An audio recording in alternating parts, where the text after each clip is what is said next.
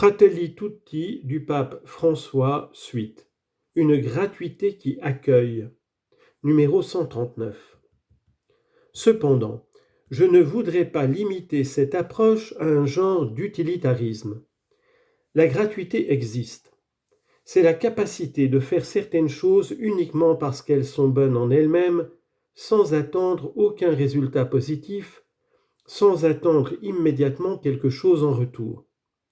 Cela permet d'accueillir l'étranger, même si pour le moment il n'apporte aucun bénéfice tangible. Mais certains pays souhaitent n'accueillir que les chercheurs ou les investisseurs. Celui qui ne vit pas la gratuité fraternelle fait de son existence un commerce anxieux. Il est toujours en train de mesurer ce qu'il donne et ce qu'il reçoit en échange. Dieu, en revanche, donne gratuitement, au point d'aider même ceux qui ne sont pas fidèles, et il fait lever son soleil sur les méchants et sur les bons. Matthieu chapitre 5, verset 45. Ce n'est pas pour rien que Jésus recommande, pour toi quand tu fais l'aumône, que ta main gauche ignore ce que fait ta main droite, afin que ton aumône soit secrète. Matthieu chapitre 6, versets 3 et 4. Nous avons reçu la vie gratuitement. Nous n'avons pas payé pour l'avoir. Alors, nous pouvons tous donner sans rien attendre en retour, faire du bien sans exiger autant de cette personne qu'on aide.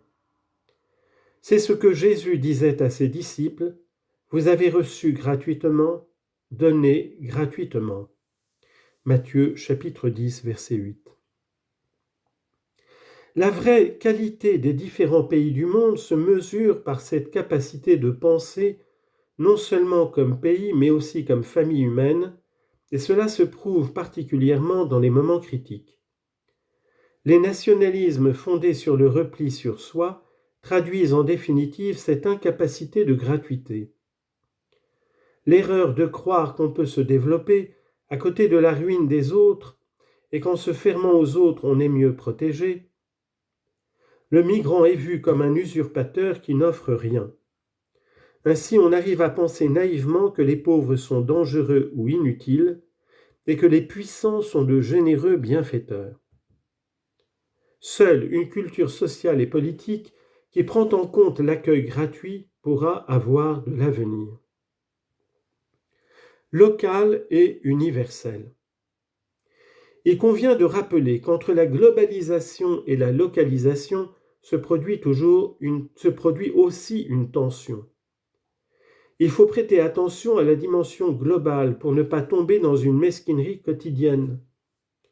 En même temps, il ne faut pas perdre de vue ce qui est local, ce qui nous fait marcher les pieds sur terre. L'union des deux empêche de tomber dans l'un de ces deux extrêmes, l'un que les citoyens vivent dans un universalisme abstrait et globalisant, l'autre qui se transforme en un musée folklorique d'ermites, entre guillemets, renfermé, condamné à répéter toujours les mêmes choses, incapable de se laisser interpeller par ce qui est différent, d'apprécier la beauté que Dieu répand hors de leurs frontières. Il faut considérer ce qui est global, qui nous préserve de l'esprit de clocher. Lorsque la maison n'est plus un foyer mais une prison, un cachot, ce qui est global nous sauve parce qu'il est comme la cause finale qui nous conduit vers la plénitude. En même temps, il faut avec soin prendre en compte ce qui est local, parce qu'il a quelque chose que ne possède pas ce qui est global. Le fait d'être la levure, d'enrichir, de mettre en marche les mécanismes de subsidiarité. Par conséquent, la fraternité universelle et l'amitié sociale constituent partout deux pôles inséparables et coessentiels. Les séparer entraîne une déformation et une polarisation préjudiciable. La saveur locale. La solution ne réside pas dans une ouverture qui renonce à son trésor propre. Tout comme il n'est pas de dialogue avec l'autre sans une identité culturelle, de même il n'y a d'ouverture entre les peuples qu'à partir de l'amour de sa terre, de son peuple, de ses traits culturels. Je ne rencontre pas l'autre si je ne possède pas un substrat dans lequel je suis ancré et enraciné, car c'est de là que je peux accueillir le don de l'autre et lui offrir quelque chose d'authentique. Il n'est possible d'accueillir celui qui est différent et de recevoir son apport original que dans la mesure où je suis ancré dans mon peuple avec sa culture.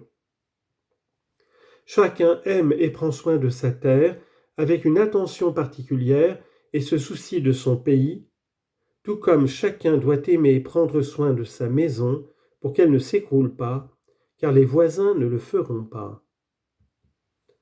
Le bien de l'univers exige également que chacun protège et aime sa propre terre. Autrement, les conséquences du désastre d'un pays finiront par affecter la planète tout entière. Cela se fonde sur le sens positif du droit de propriété. Je protège et je cultive quelque chose que je possède, de telle sorte que cela puisse être une contribution au bien de tous. En outre, il s'agit d'un présupposé pour des échanges sains et enrichissants. L'arrière-plan de l'expérience de la vie dans un milieu et une culture déterminés est ce qui permet à quelqu'un de percevoir des aspects de la réalité, alors que ceux qui n'ont pas cette expérience sont incapables de les saisir avec la même facilité. L'univers ne doit pas être l'empire homogène, uniforme et standardisé d'une forme culturelle dominante unique qui finalement fera perdre au polyèdre ses couleurs et aboutira à la lassitude. C'est la tentation exprimée dans le récit antique de la tour de Babel. La construction d'une tour qui puisse atteindre le ciel n'exprimait pas l'unité entre les différents peuples à même de communiquer à partir de leur diversité.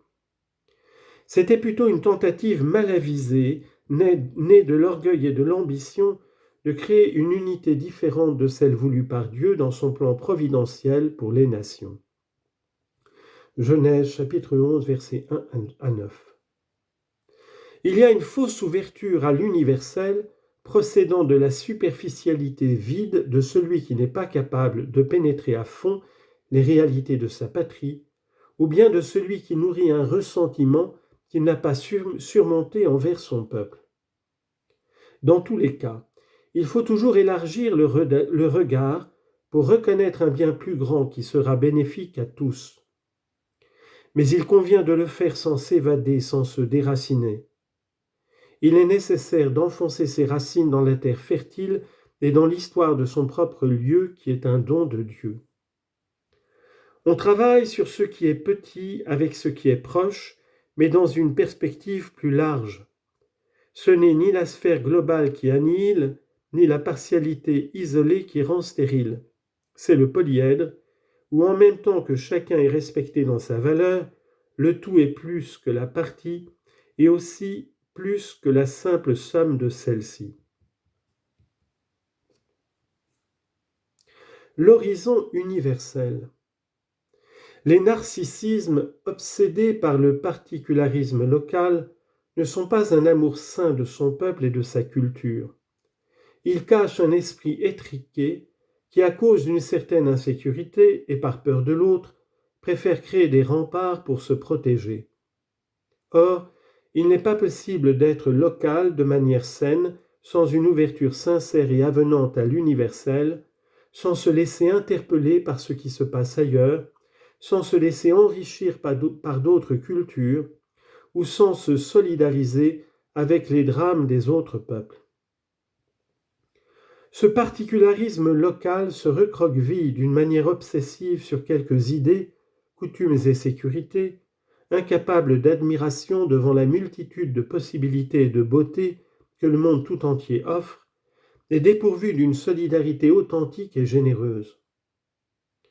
Ainsi, la vie locale n'est plus authentiquement réceptive, elle ne se laisse plus compléter par l'autre, elle est par conséquent limitée quant à ses possibilités de développement, devient statique et dépérit. Car au fond, toute culture saine est ouverte et accueillante par nature, de telle sorte qu'une culture sans valeur universelle n'est pas une vraie culture. Reconnaissons que moins une personne a une ouverture d'esprit et de cœur, moins elle pourra interpréter la réalité environnante dans laquelle elle se trouve. Sans relation et sans contraste avec celui qui est différent, il est difficile de se comprendre de façon claire et complète soi-même, ainsi que son propre pays, puisque les autres cultures ne sont pas des ennemis contre lesquels il faudrait se protéger, mais des reflets divers de la richesse inépuisable de la vie humaine. En se regardant soi-même par rapport au point de référence de l'autre, de celui qui est différent, chacun peut mieux reconnaître les particularités de sa personne et de sa culture, leurs richesses, leurs possibilités et leurs limites. L'expérience qui se réalise à un endroit doit être développée en contraste et en syntonie avec les expériences des autres qui vivent dans des contextes culturels distincts.